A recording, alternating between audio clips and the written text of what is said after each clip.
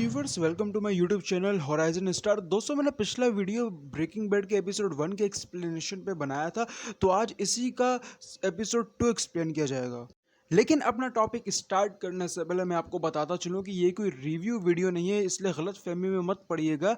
ये एक detail recap video है ब्रेकिंग बैड सीजन 1 एपिसोड 2 का, तो इसीलिए स्पॉइलर अलर्ट, वार्निंग पहले से। लेकिन इससे पहले मेरी आपसे छोटी सी रिक्वेस्ट है, अगर आप उसे पूरा कर दें तो ये जो लाइक और सब्सक्राइब के बटन दिख रहे हैं, प्लीज इसके ऊपर तो ऐसे थोड़ा मार दीजिए हाथ, आप थोड़ा सा मार दीजिए। तो दोस्तों, बहुत होगी बातें, now let's begin the video.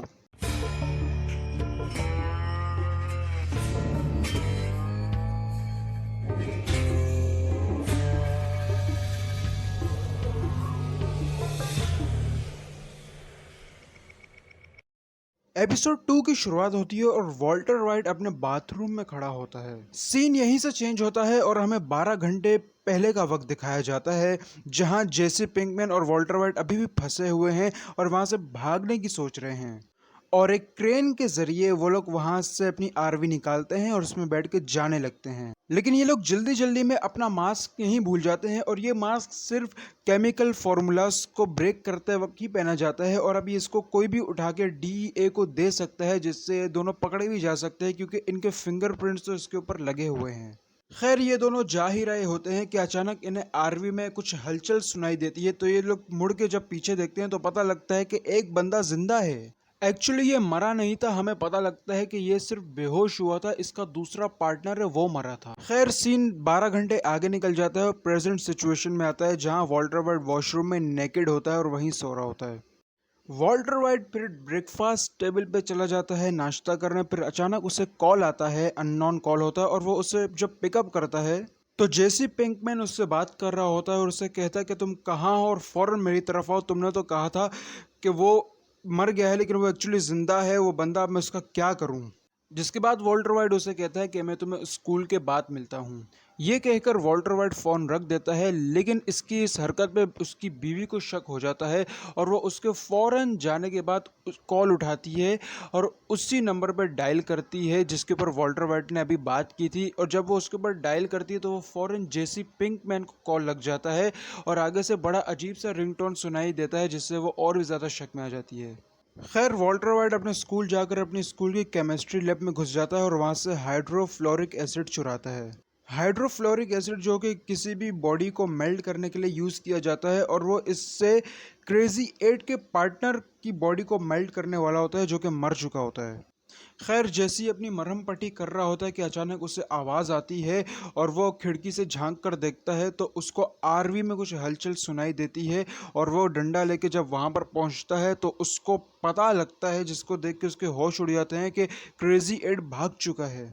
Scene फौरन चेंज होके वॉल्टर वाइट की तरफ आता है जो कि जेसी पिंकमैन के घर ही आ रहा होता है और उसे इत्तेफाक से क्रेजी एड बाहर ही दिख जाता है और वो उसे पकड़ने की कोशिश करता है, तो क्रेजी एड वॉल्टर वाइट को देख के भाग जाता है और सामने पेड़ से जाके टकरा जाता है और बेहोश होकर गिर जाता है और वॉल्टर वाइट उसे उठाता है और घसीट के कार में डाल के वापस जेसी के घर ले जाता है।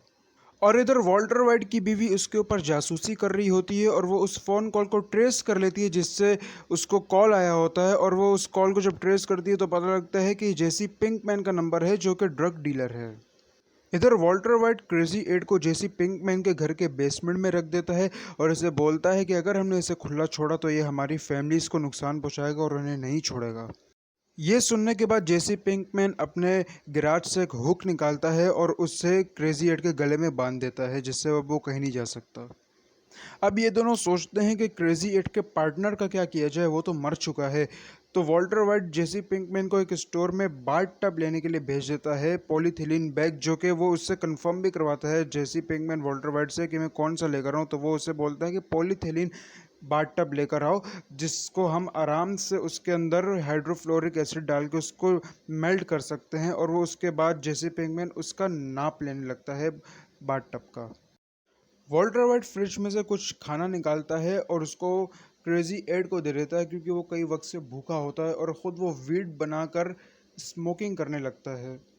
और इतने में जेसी पिंकमैन आ जाता है और वो वॉल्टर वाइट जेसी पिंकमैन को कहता है कि मेरी वाइफ प्रेग्नेंट है और आज मेरी वाइफ का बेबी शावर है तो इसलिए ये काम मैं आज नहीं कर सकता, मैं इसको कल करूँगा। जिसको सुन के जेसी बहुत हैरान होता है। वॉल्टर वाइट की बीवी का बेबी शावर चल रहा होता है और कॉन्ग्रेचुलेशंस, वॉल्टर वाइट दूसरी मर्तबा पप्पा बनने जा रहे होते हैं।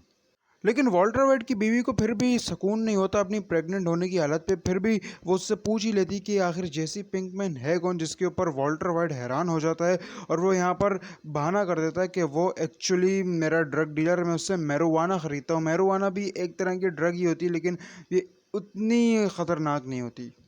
लेकिन वॉल्टर वाइट की बीवी उन्हें डांटती है इस बात पे और उन्हें कहती है, तुम क्या 16 साल के बच्चे हो, तुम में अकल नहीं है, तुम्हारे brother in law DEA agent है, तुम्हें इस बात पे अरेस्ट कर सकते हैं वो, तुम क्या बच्चे हो।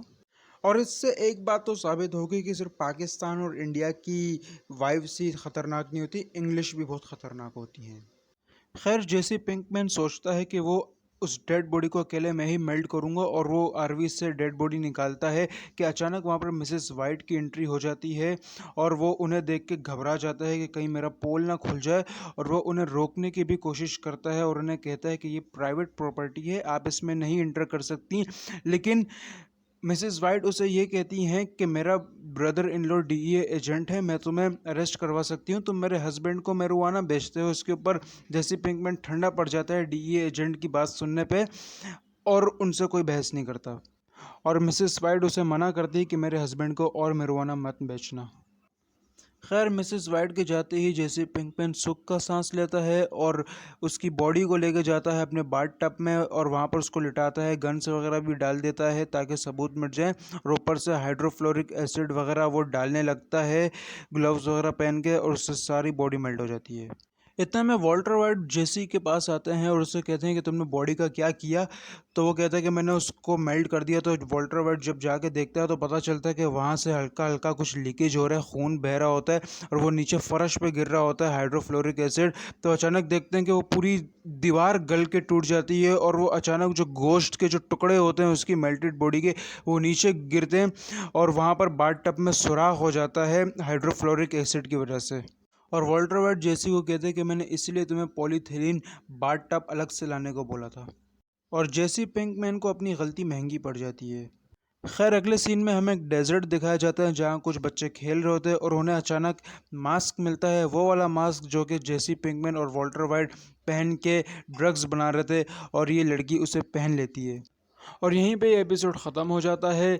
देखना होगा अगले एपिसोड में कि इस मास्क के साथ आखिर क्या होता है, जेसी पिंकमैन और वॉल्टर वाइट आखिर क्या करते हैं। तब तक के लिए दीजिए इजाज़त। अल्लाह हाफिज़।